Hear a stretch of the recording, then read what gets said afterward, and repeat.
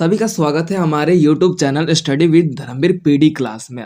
Friends, आज हम फिर से एक नई वीडियो को लेके आ गए हैं।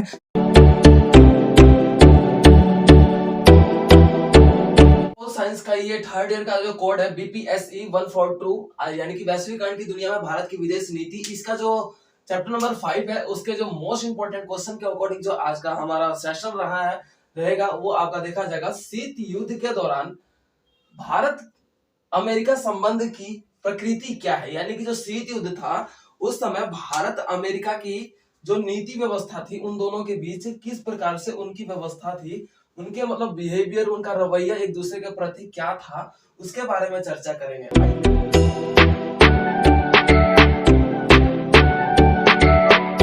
परिभाषा की जो कि आपका पैटर्न लिखने का जो तरीका होता है पॉल साइंस का, वो देखने को मिलता है परिभाषा। यानी कि जो शीत युद्ध का दौरान जो टाइम पीरियड रहा है 1947 से लेकर 1991 के दौरान जो शीत युद्ध आपका टाइम पीरियड रहा है, जिसके तहत भारत में अनेक प्रकार से बोल सकते हो रवैया और उसके रुख एक दूसरे के प्रति दोनों देशों का बदलते हुए नजर आया।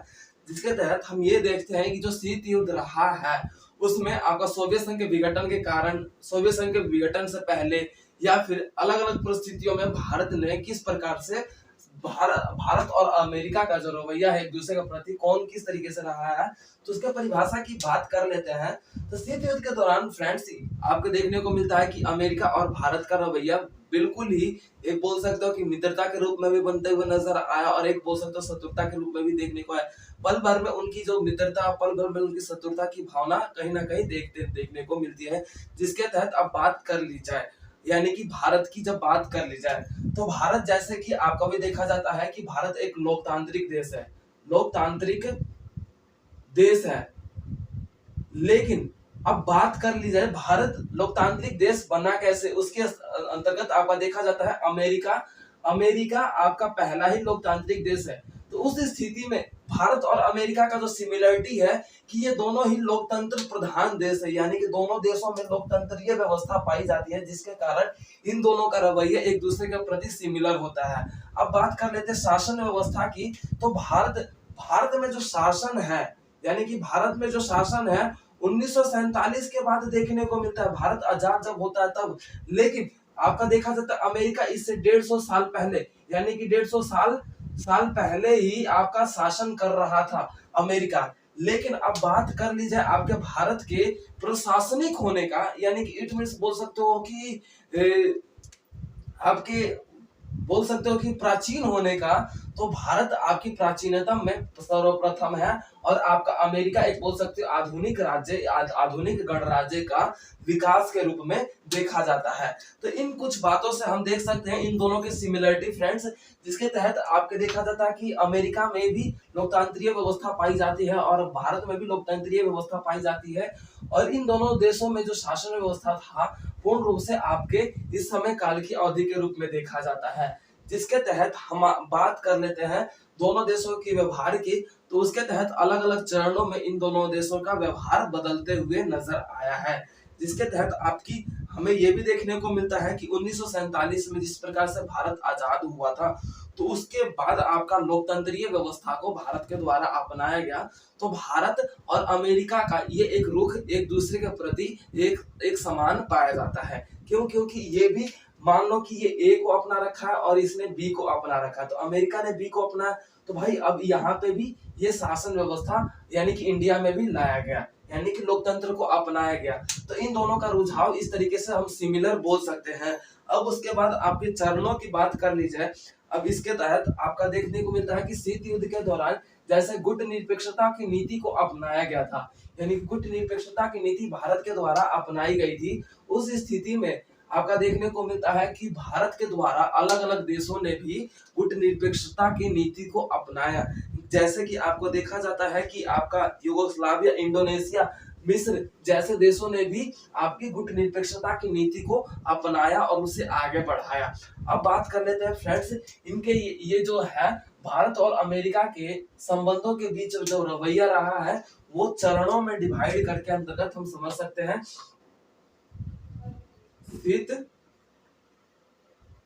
शीत युद्ध चरण 1947 से लेके 1991 के बीच। ये आपका पहला पॉइंट है फ्रेंड्स। अब इसमें हम फ्रेंड्स ये देखेंगे या स्टूडेंट्स हम ये देखेंगे कि जो शीत युद्ध रहा है, शीत युद्ध में बात कर ली जाए जो इसका जो टाइम पीरियड रहा है, तो इसमें आपके जो पॉइंट्स आते हैं स्वेज नहर मुद्दा,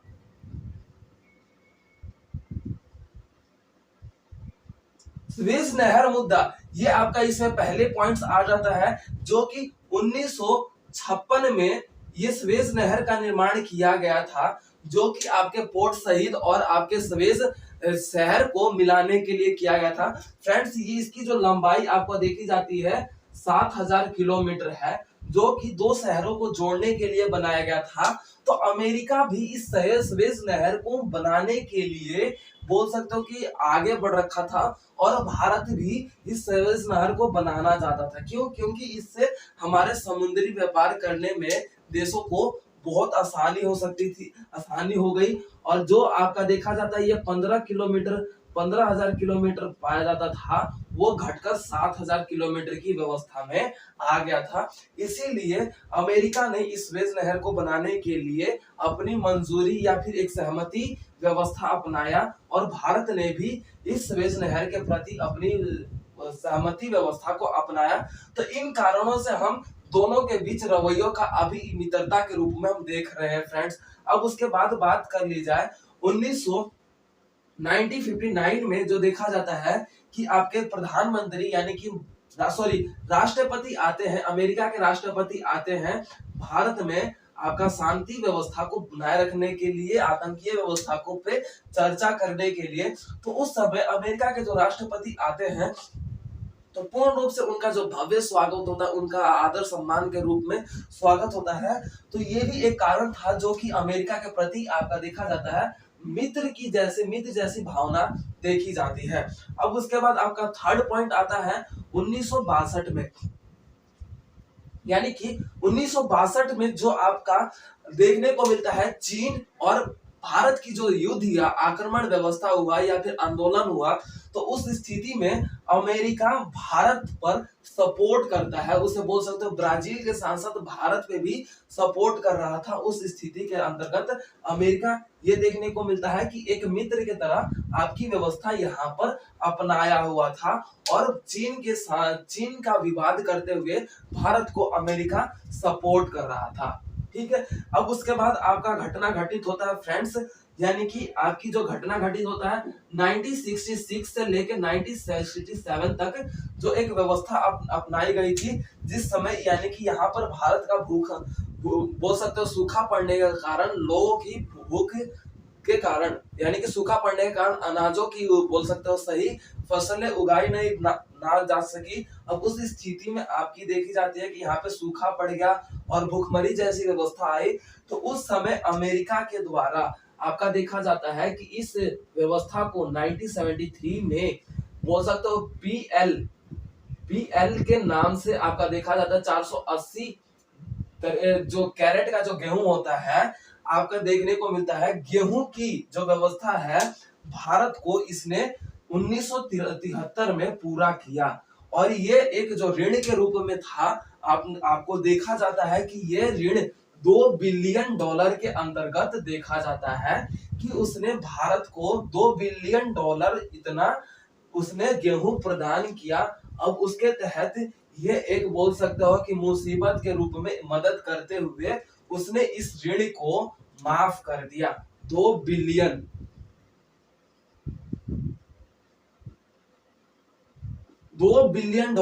फ्रेंड्स, ये आपका देखा जाता है कि ऐतिहासिक घटना था। इससे पहले इतना बड़ा रकम किसी भी देश के ऊपर माफ नहीं किया गया था, लेकिन अमेरिका ने आपका देखा जाता है कि भारत के लिए माफ कर दिया था।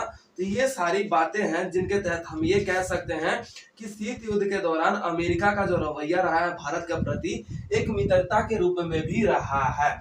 अब उसके तहत आपका जो नेक्स्ट पॉइंट बनता है फ्रेंड्स, आपका 1974 की जब बात कर लेते हैं, 1974 यानी कि अब यहाँ पे शत्रुता की बात आ जाती है।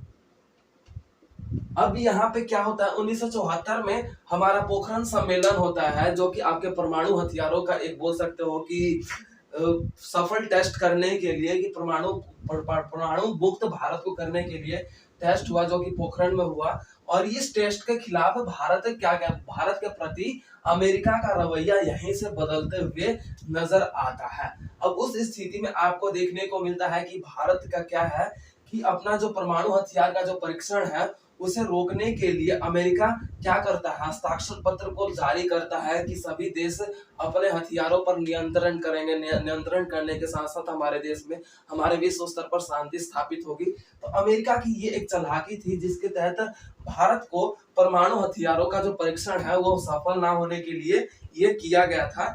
लेकिन भारत ने साफ इस पर हस्ताक्षर करने के लिए मना कर दिया, जिस स्थिति में अमेरिका ने अपना रवैया यहीं से 1974 से ही चेंज कर लिया। तो फ्रेंड्स, तो ये थे आपके शीत युद्ध के कुछ चरण, जिसके अंतर्गत हमने ये पढ़ा कि जो भारत और अमेरिका का जो रवैया है किस तरीके का शीत युद्ध के दौरान रहा है। अब इस चरणों की बात कर ली जाए तो ये इसका आपका सेकंड पॉइंट आता है, शीत युद्ध के दौरान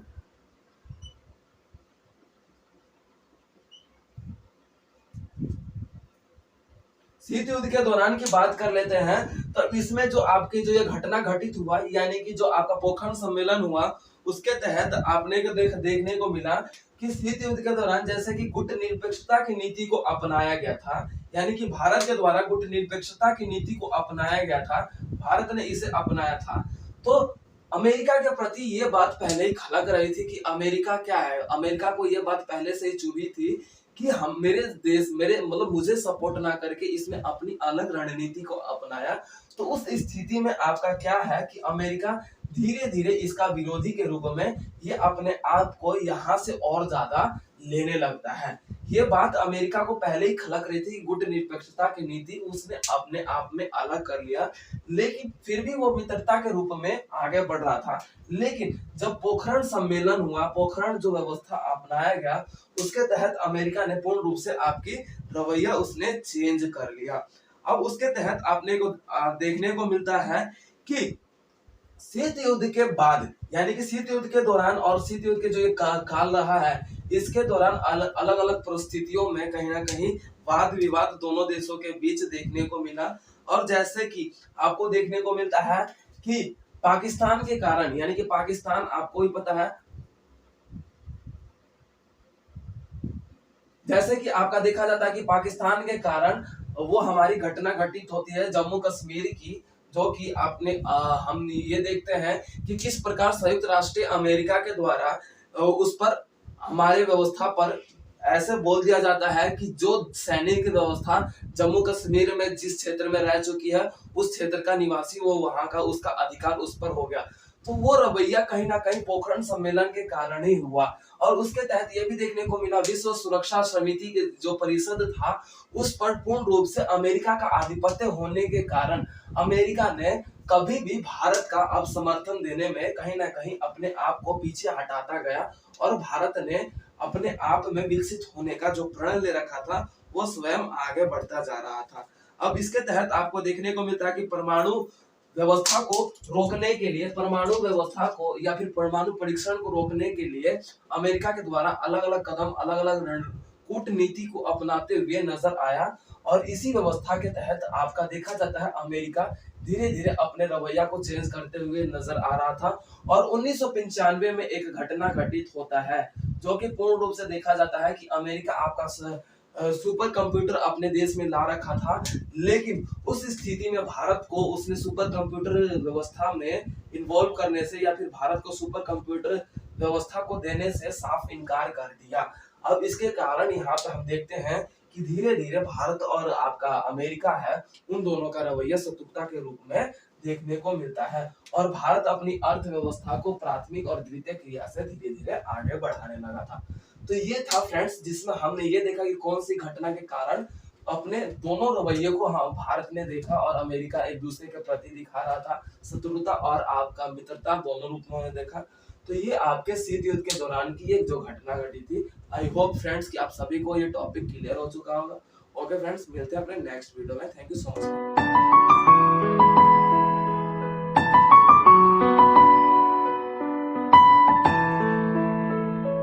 तो वीडियो को like, comment, share and subscribe करना ना भूलें।